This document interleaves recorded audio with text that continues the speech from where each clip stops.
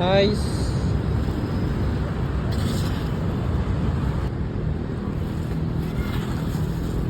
Wow, wow. Dahil nandito na ako, tuturuan ko kayo paano mag-fish and chips. Paano yan? Paano yan, kuya? Ganito. Pakita mo. Una dapat, kung isang ikot lang kayo, dapat ganyan yung crank. Lapit mo. Dapat ganyan, nakaganyan yung crank nyo.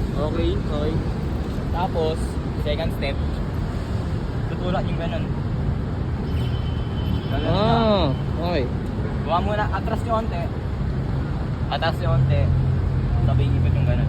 Tutulak. Oo. Okay, Tapos okay. pag umabot na dito yung crank nyo, pag naging ganyan na, sasakyan nyo na. Okay. Pakita mo nga paano.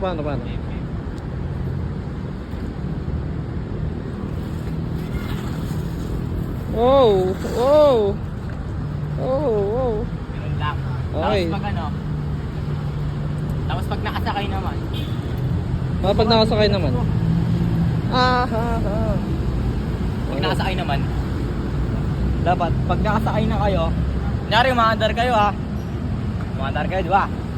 Tapos umabot na sa ganyan yung crank nyo, ano nya, tayo na kayo, ikutan nyo na. Ganun nyo na agad. Sige.